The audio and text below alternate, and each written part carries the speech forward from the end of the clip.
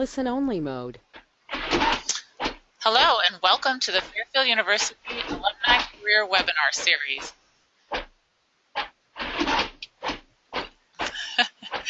My name is Julie Tizzoli. I'm from the class of 1985, and we had a few technical difficulties so far, so Linda is just printing a presentation. Please excuse the noise in the back. I am the Manager of Employer Relations and Alumni Career Development. We have put together an exciting spring semester of job search and professional development webinars that should prove to be helpful and informative to alumni of all career levels. Our webinar today is Video Interviews, How to Ace Them. I want to welcome and thank all of our alumni who have taken time out of their day to join us. As always, our webinars are recorded and can be found on our website at fairfield.edu/alumni-career. The recording of this webinar will be posted in 3 to 5 business days. If you experience any technical difficulties, please email me or send a message through the chat box and I will try to help you. There will be a survey at the end, so please take a minute to fill it out and provide any feedback and ideas. Linda will be happy to answer questions at the end of the presentation. Please type your questions into the question box as you think of them. I will pose them to Linda for you at the end of her presentation. This is your chance to ask the expert. The question box is located in the control bar and will show up when you click on the Go to Webinar View menu in the upper right-hand corner. I am now pleased to welcome and introduce our webinar presenter today. Linda Van Valkenburg is the owner and certified Executive Career Coach of My Executive Career Coach, LLC in Stamford, Connecticut. She has great business experience in a broad range of corporate environments, including marketing, advertising, engineering, entrepreneurial partnerships, industrial manufacturing, and full-time career development work experience. Linda partners with clients to plan, manage, and organize individualized career campaigns. She helps clients define career goals and identify career options, utilizing proven and comprehensive career planning techniques and systems. She provides opportunities to improve decision-making skills, teaches job search and research strategies, and provides support for clients experiencing the stress of job loss or career transition. Linda assists clients to discover their skills and strengths, develop their value proposition and strategic plan, target opportunities that advance their careers to the next level, and supports them through a skillful negotiation process.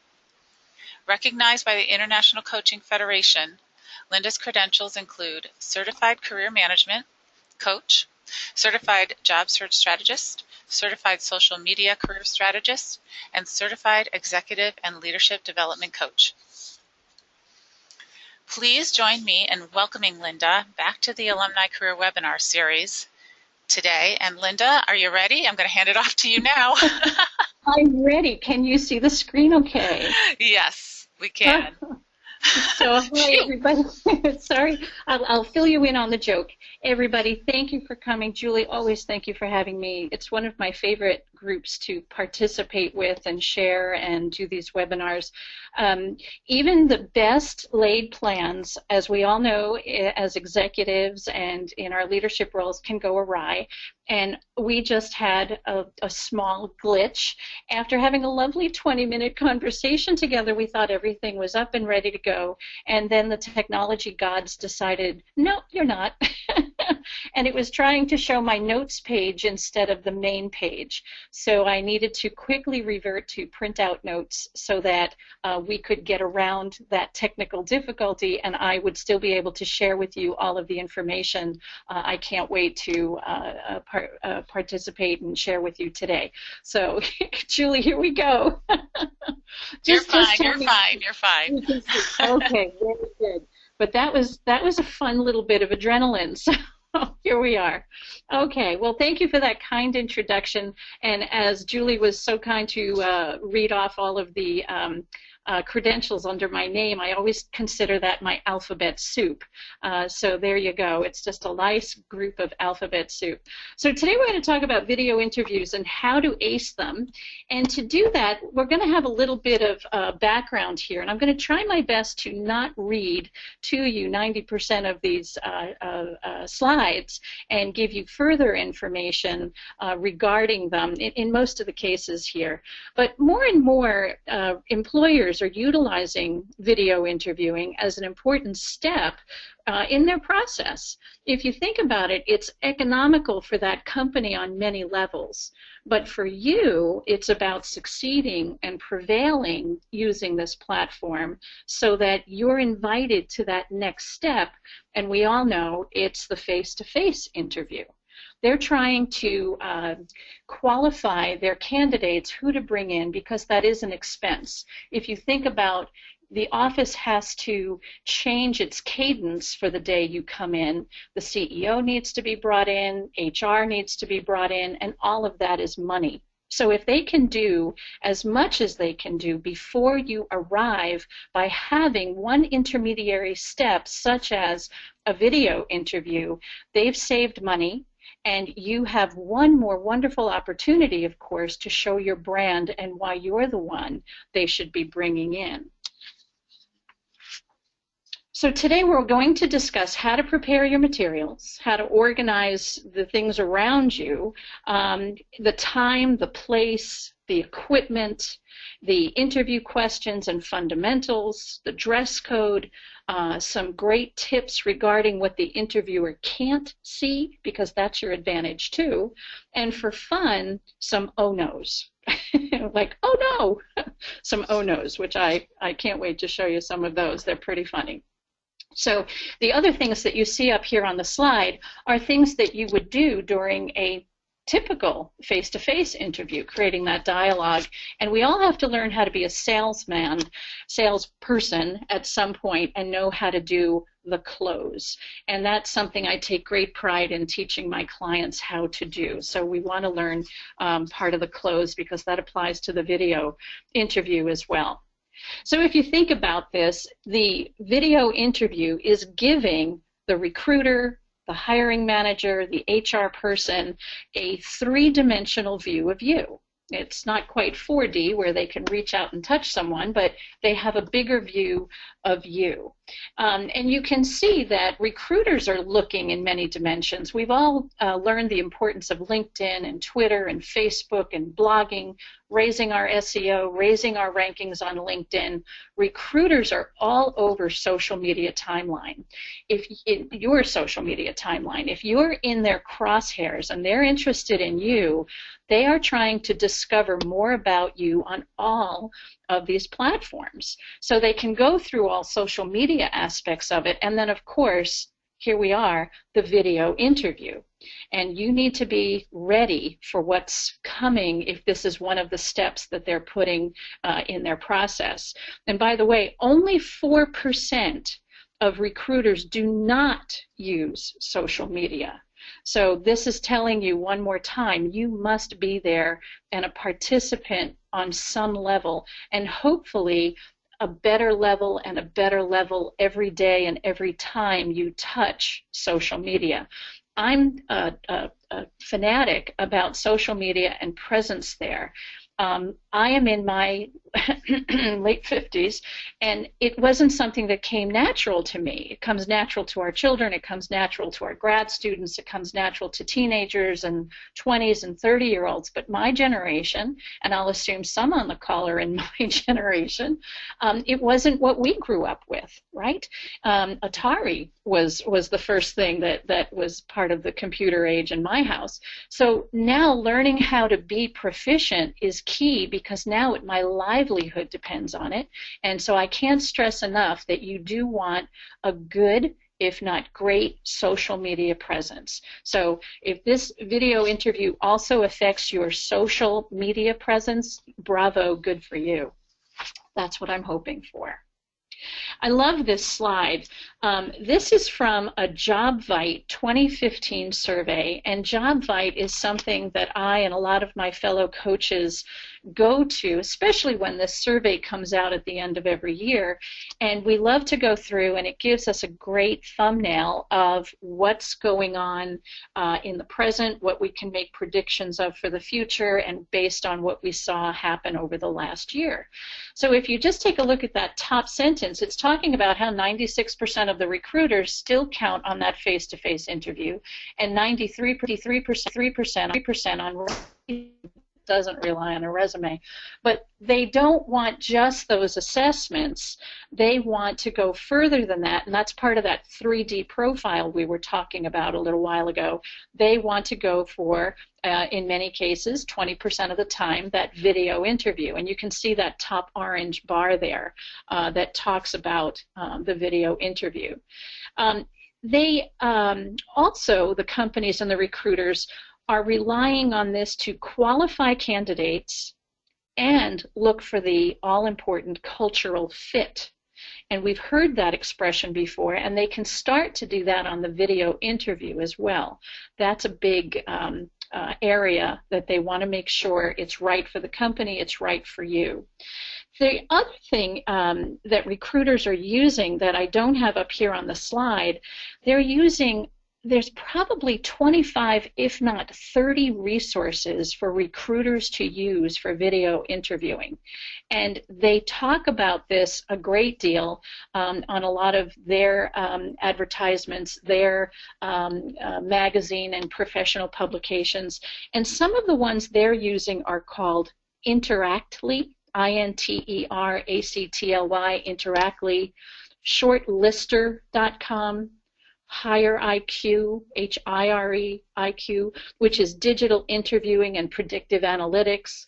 They're using PowerMeter, MEETER, PowerMeter.com, and other SaaS-based, software as a service-based candidate screening programs. So just when you think you've figured out applicant tracking systems, ATS systems, now there's this. And that video interview figure is rising. It wasn't 19 in the 2014 survey. That number is rising. So chances are you're going to be involved with a video interview at some point during your interview process. So before the interview, let's get some things ready here. Make sure you know who you're going to be speaking with. I know when Julie and I do our webinars a month before, and I know that's not the process in interviewing, a month before, we've set the date, we've set the time. During that month, Julie is sending me a link. I have all the details I need, all the telephone numbers. Treat it as you would if you're on a face-to-face interview. You need to know who is your contact person to be able to get all these ducks in a row. A lot of companies will have you go to a satellite office. So if your interview position might be, say, Chase, and its headquarters is in New York, but you're living in California, they might send you to one of their satellite offices where they do have video equipment and have that ready for you. You might be doing it from home. Years ago, Kinko's used to have a service where you could go to a Kinko's office. They had several rooms in the back with the video equipment all set up, and off you go. Is it professional? Is it amateur? Meaning you're the amateur and a professional would be somebody at the satellite office who's getting the equipment ready for you to hit the on button. And if you're the person in charge of the video interview, if you're doing it from home, what technology needs do you have to be concerned with and take care of? So we're going to get back to some of those technology needs in a second, but just like every interview, one of the things I want to stress, I know there's going to be a camera in front of you, but the camera needs something to watch and something to hear, so we want to make sure that these materials are in place and good to go. So have you prepared your materials, and make sure the people who are interviewing you have the latest version, the latest copy. That resume should be refreshed. and I would tell them so. Here, Miss Smith, this is my latest resume regarding the position that we are speaking about next week. And the way you refresh that resume, of course, is go back to the job posting, go back to the conversations where you gathered more information, and make sure that resume is highlighting more about what that position is all about, what those responsibilities are all about, and demonstrating in that resume that you have done them, and when you can apply metrics and show metrics, all the better. So that's how you would refresh that resume. Do you have additional marketing materials that you want that interviewer to have, such as a portfolio? Is it a web-based portfolio? Is it something that you're putting on your iPad? Is it something you can zip up in a file and send to them? My clients also have a marketing brochure, which is beyond the resume. And it includes things like their value proposition, it includes a bio, it includes validation stories, and it might have addendums in it, like technical addendums, publishing addendums, case study addendums. So are there additional materials that you want that interviewer to have? And again, the reason is to build your brand, build your candidacy, so that they are saying, wow, this is the person we could have on our team. So that's you loading the deck, preparing everything you possibly can. Are you paying attention to the details? Because that also shows how you work as an executive. And the red area that I have there, are there time zone differences? That has to be something that you check off on your checklist, because if you're dealing with a 3-hour time zone in the positive direction or the negative direction, you have to be aware. Otherwise, you're the one that doesn't look prepared, organized, and executive. I had a client who had to go take care of his video interviews early hours of the morning because he was interviewing over in Europe, or the interviewer was in Europe. So you can imagine what he had to do at home to get ready for that interview at an odd hour of the day and still look fresh, alive, awake, prepared, and on point. So check and double check. And that's why I'm over here slapping my hand, because I didn't check and double check when Julie and I were on the phone earlier, and I thought it was going to see the screen with just the presentation on it. And of course you want to send out your confirmation at least the day before the interview, so that if there are any changes, everybody's on the same page and no one is caught unaware.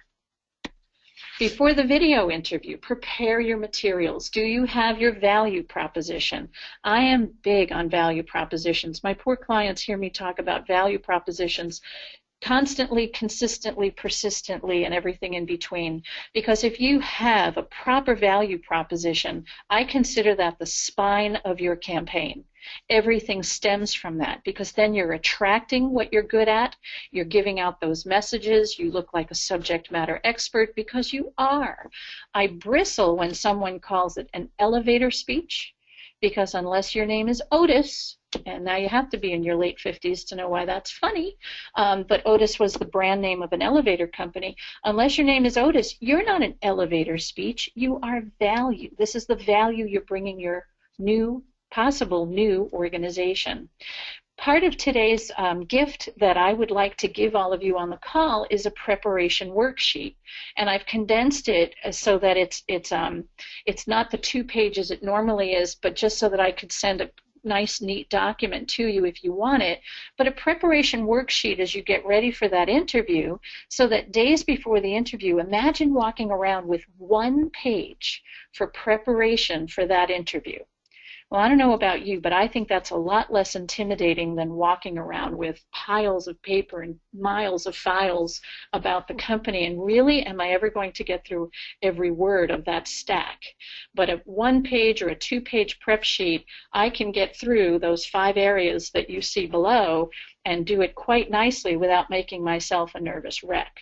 So to me, that is mission critical. This video interview is the same as an in-person interview process. They're screening candidates, so your mission is exactly the same. So you have to prepare your environment. Is it off-site or is it home? Know where that's going to be, as we mentioned earlier. Know your equipment, how to use it, charge it up, and is your computer optimized, meaning it's not going to crash because you have too many windows open in your browser to slow it down.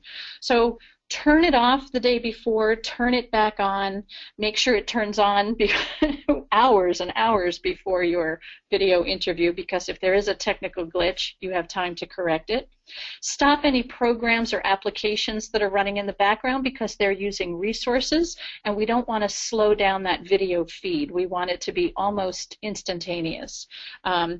Make sure, again, that you close those browser windows. I know typically here I have at least 25 or 30 browser windows open at any given time because of the clients I'm working with and checking their LinkedIn, going to resources that I want them to know.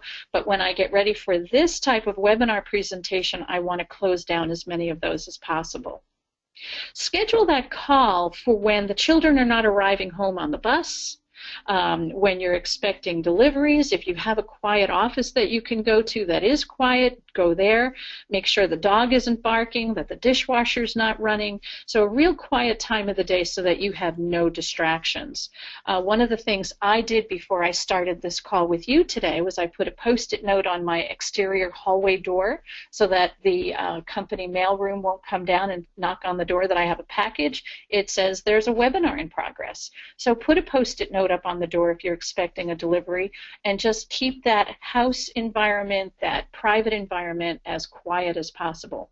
It's also good for you mentally to know that you don't have to worry that an exterior disturbance or distraction will take your mind off the game. The workspace, I'm going to show you some pictures of this in a little while, so you'll see me mention this twice this afternoon. You're going to arrange your materials behind the camera so that it's easy to look at, and I'm going to show you a picture of that. But there are things that you're going to want out on that table around you that you can just glance down at, not read, or look up at behind the camera.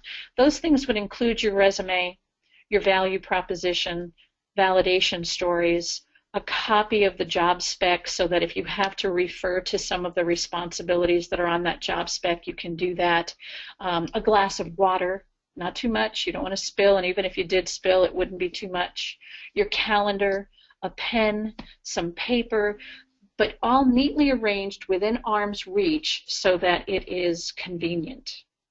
And of course, I would tell you to do a few test runs of you on video, sending it to maybe your daughter in the next room or your spouse at the office so that you can see how to work your equipment and they can tell you what it's looking like on their end. So do practice. So lights, camera, action. Now that we have all of that before stuff underway, let's take it on and let's get this part right.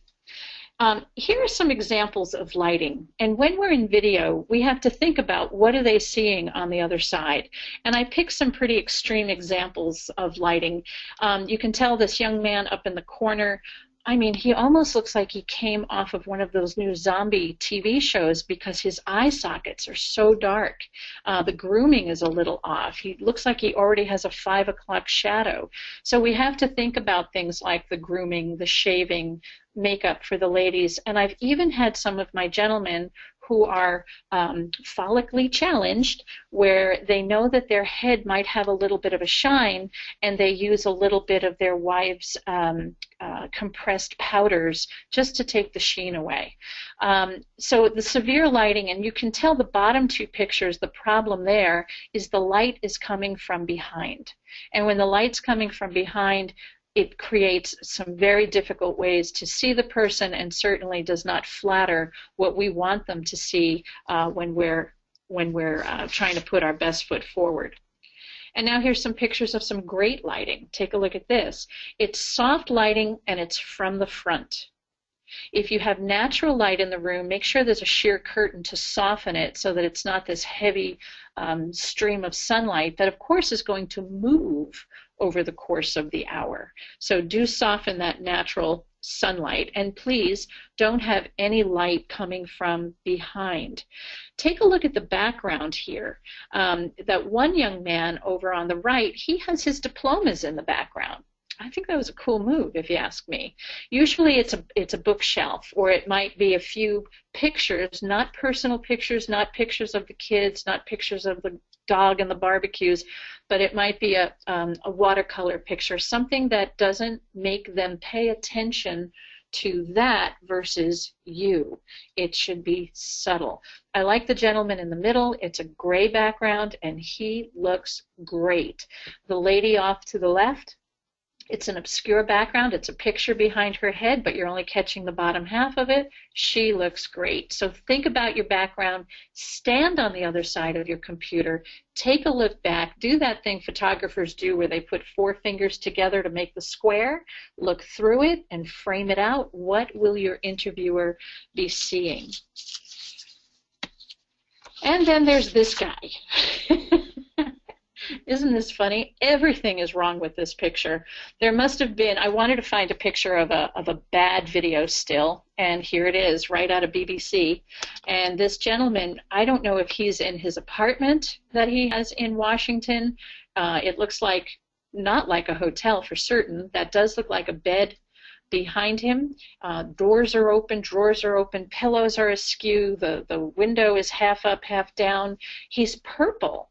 He's purple from the glow of the computer coming up his chin. Everything is wrong with this picture. So I like to show what's good and what's not good so that these are things you could be aware of too. What's really disturbing here is that this man's a professional. He's on camera for a living. So somebody in the production office might have wanted to help him out on this, but here it is. So we want to learn from this gentleman's mistake here. Here's another slide to pay attention to, the attire. And I speak of it as inside and outside. I would suggest that you put it all on, turn on the camera, and see how you look. Is there anything you need to adjust, change, discard? I do talk about shoes, and there's a reason for that. Shoes, when we wear our shoes, we're out, we're ready, we're at work, we're at a store, we're at a restaurant. We have a different feeling when we have our shoes on, and that changes our voice and our mannerism. I know at my house, it's all white carpet, and the girls, ever since they were little, and my son as well, but the girls are still there. They have known since they were little that when you enter from the garage, you take those shoes off. And of course, when you take your shoes off, that is like a universal signal to relax.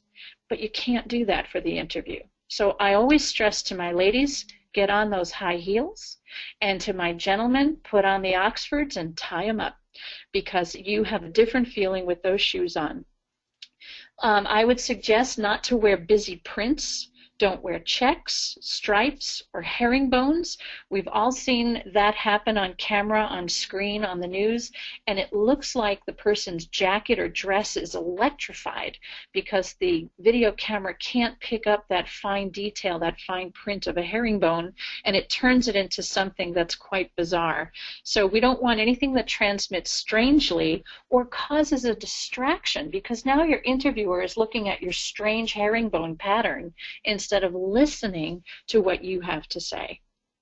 Ladies, full makeup, your Sunday best, your going out on the town best, but office makeup, conservative makeup. And do make sure that you're wearing a full outfit, not, as the gentlemen can often get away with, the jacket, the Oxford shirt, and the tie, and then they're wearing their jeans or their shorts or their pajama bottoms underneath, because things can happen. Grammar. It's the Queen's English for a day like the interview. It's not your friends, it's not your neighbor, it's not a coworker. So make sure your grammar is terrific and your speech is flowing. The volume. Modulate your volume as you would in any conversation, because if it's too steady, it becomes monotone and uninteresting. And if your volume is moving up and down, as it could, would, should, depending on what you're talking about, you're interesting, you're real, it's not plastic. I would also tell you your facial expressions are terribly important. Smiling appropriately, nodding appropriately, leaning in and listening. We'll talk more about that, but be mindful of that. I had a gentleman once, he was so concerned. He had his video interview set up on in an office that he had at home, that I told him to go upstairs and borrow his wife's magnifying mirror that she kept on the vanity upstairs, and you can flip it over and then it's a regular mirror, so that every once in a while he could do a facial expression check, a smile check, because in his case it was a severe example. He was quite concerned about that. So the mirror helped, and that was set off to the side and the back of the laptop. Here's a great graphic I found. This is really funny. There's a number of disasters in this picture just waiting to happen. The cat. I have a few at home, and I'll tell you, my cat loves when I'm sitting at my computer. The first thing he wants to do is sit right in front of me, and that's not something I would need for the videographer, the interviewer, to see, is my kitty. The next thing is, look at this gentleman. He has on his Valentine's Day underwear, and if for some reason he had to stand up or start to stand up, that will be seen. You can see off on his screen, he's looking at his interviewer, and then there's a picture-in-picture where he can see himself, and of course he looks great. You can only see the blazer and the tie, but heaven help if there's a spill of that water glass or something, he's going to need to rise to the occasion, and something will be seen. Why he needs a remote in his back pocket, I'm not quite sure, but you don't want any distractions at all. What if that remote changes a channel or turns up the volume? You've got a problem. And his guitar in the corner, maybe that distracts him to thinking of, gee, you know, I have to write that next chorus for the song I'm working on, instead of him thinking about the person at hand, the interviewer. So there's a lot going on in this picture. There's something right going on as well. A couple of things. I like that he has a headset. And I certainly like that he attempted to prop up the screen with the books, and we'll talk about that too. So, noteworthy particulars. There are microphones at work. Make sure you have a good one. That is something Julie and I did during our early time together on the phone today. Should I stay on my laptop microphone, or should I move to my headset? The microphone that I have pictured here is something you could get at Staples or could get online. They're not terribly expensive. If you're going to have a series of video interviews, it might be worth a $25, $30 investment. The webcam. Make sure that the webcam is placed at eye level or just above. I think one of the things to keep in mind is when most of our laptops are on the table, they are particularly positioned to look up at us. If you look at the little camera on your laptop right now, it's probably tilted back and looking up at you. And one of the things it makes me think of is I really don't want somebody looking up my nose. So doesn't sound very lovely. So I would make sure that that laptop is raised and that that webcam is looking at me just to my eye line or just above. If you have any nervous habits, I would tell you make sure there's nothing on the desk that you're playing with. Notoriously, clicky pens, you know, where you're sitting there and you don't even realize that you've just clicked that thing 30, 40 times. Coffee cups, if you're slurping or making noises with your mouth, that's something you don't want to have. Know your habits so that you can minimize any of those types of worries and distractions. Sorry if I skipped over the headset. That's an option, of course, where you're deciding, do you want to use a headset? I wouldn't make it a big, bulky Beats kind of a headset that you listen to music, but something more established for webinars and webcams where you barely see the headpiece that goes over the top of your head, and it's a small microphone that comes from your ear and starts to move towards your cheek. Some of them are even in a transparent color so that they're barely noticeable. So more things to think about if you want to. Adjust yourself so that you are in the center of the frame, and lean in sometimes, not too close or you're going to get that fisheye effect, but certainly as you would lean into a conversation, I would do something similar when you're having a wonderful click in that conversation with your interviewer. Sometimes it's appropriate you would have leaned in. You're showing that enthusiasm, that all attention is on that particular conversation. Think of your posture when you're on the interview as well. Are you slumping? If you have the webcam in that natural position where it's looking up at you, chances are you could be slumping into the laptop so that you are closer to the webcam. Not a very desirable position to be in.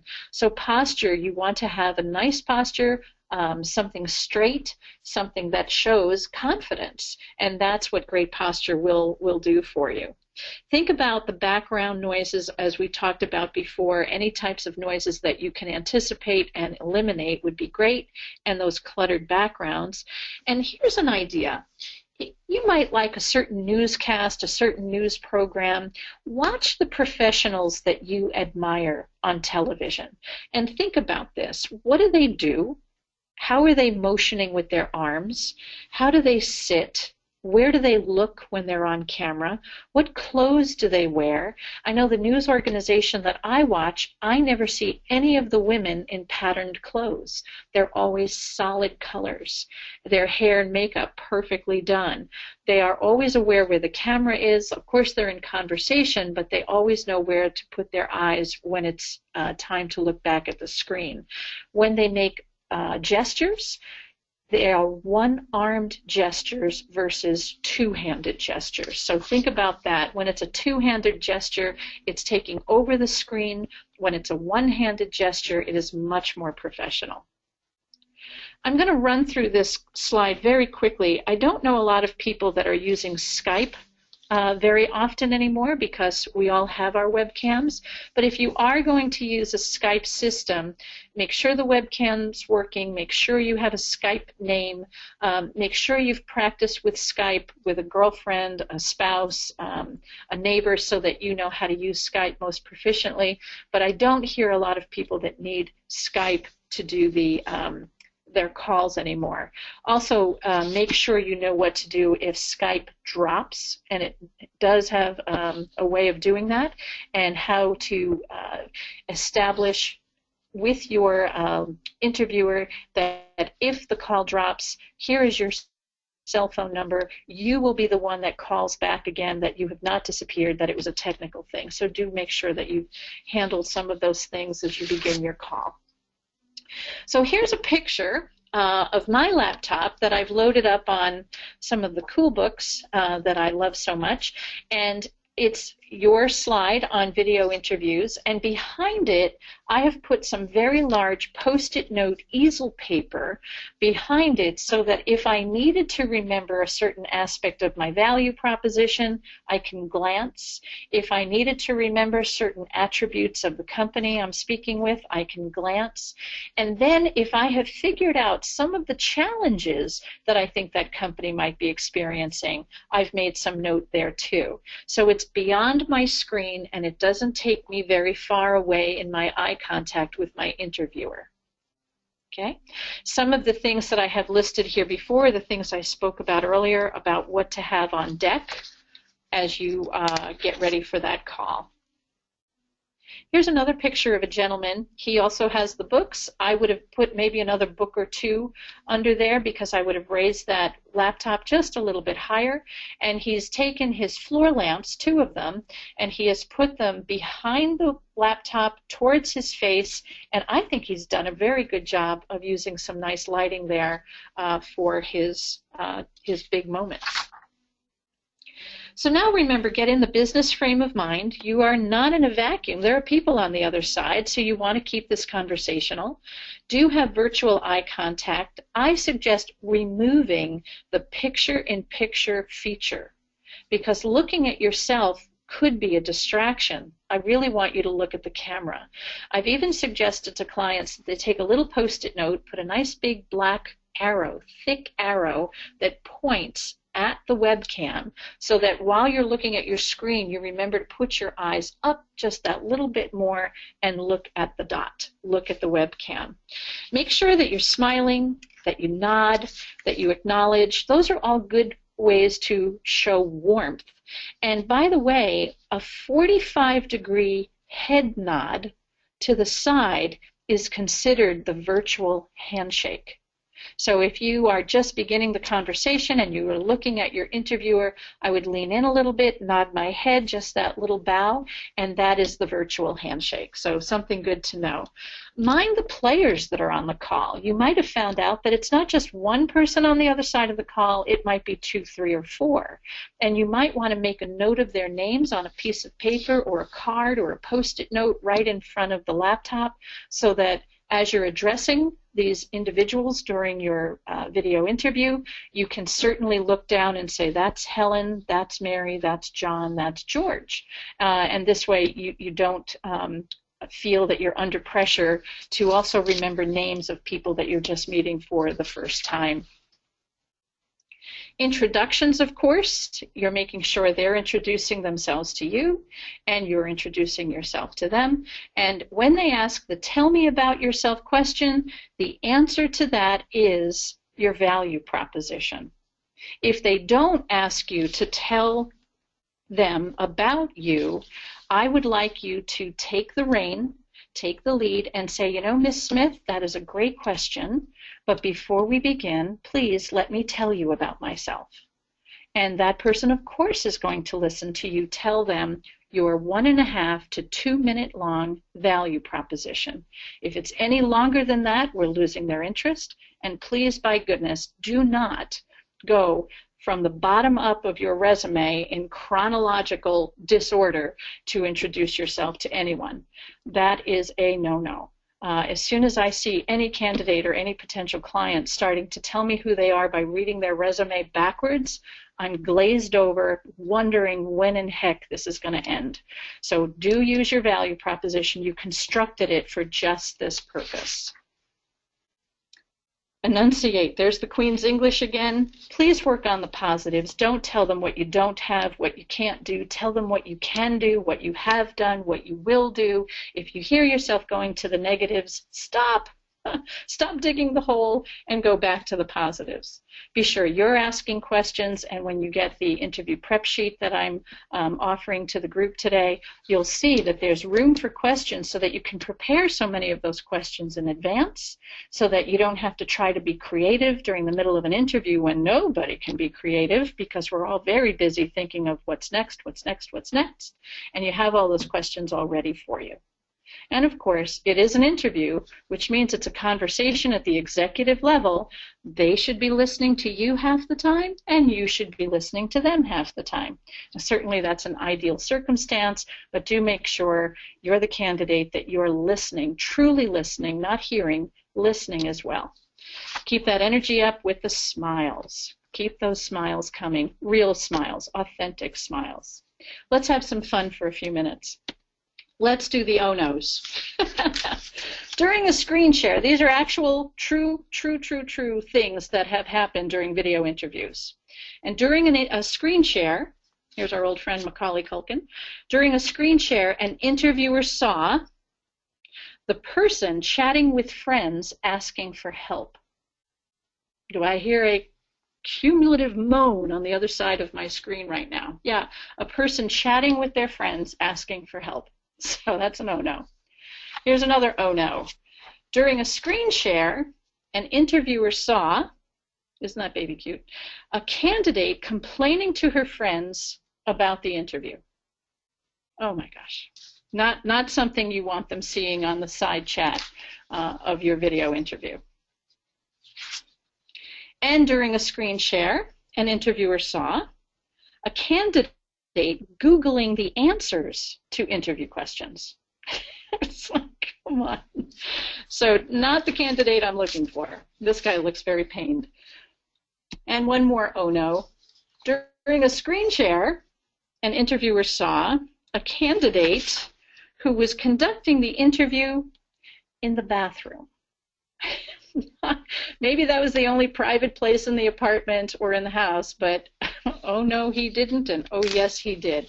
So I know they're extreme examples, but it is funny to see how people are moving through these video interviews. And of course, the after effect. After every great interview, video or in person, send that thank you letter within 24 hours. Address the challenges that you found out they're having during the interview. You know, they might have budget issues or personnel issues or a merger issue. Address the challenges and how you have dealt with those things in the past and the solutions you had offered then. And of course, you're proactively following up that letter at least a week later. You're always showing that enthusiasm and that persistence, because as my clients often wonder, oh, I don't want to be a pest. You're not being a pest. You want the job, and you're showing them, I'm the person, and I'm not going to be off to the side on this. This is important to me, and I want to be where this company is. So, on that note, good luck and every success. And Julie, if there are any questions, I'd be happy to help.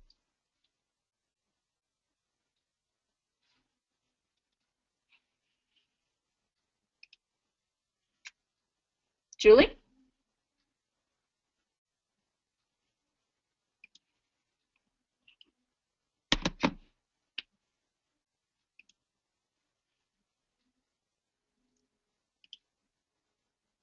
Hello?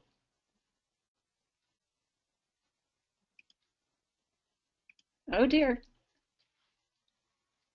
Julie?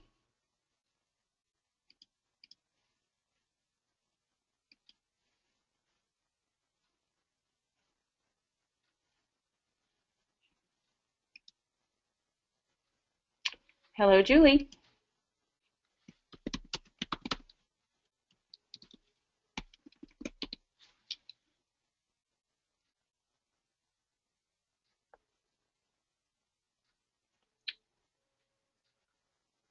Well, I hope someone's still there and that this was a helpful presentation. If there are any questions, you're welcome to contact me here. On the bottom, I have my email address, myexecutivecareercoach.com, and that's Linda Van. And certainly do contact me if you're interested in the one-page interview prep sheet. I'm happy to send that to anyone who asks, and would love to hear about your successful video interviews. So I hope Julie can hear me, and if you could take back the screen, that would be wonderful.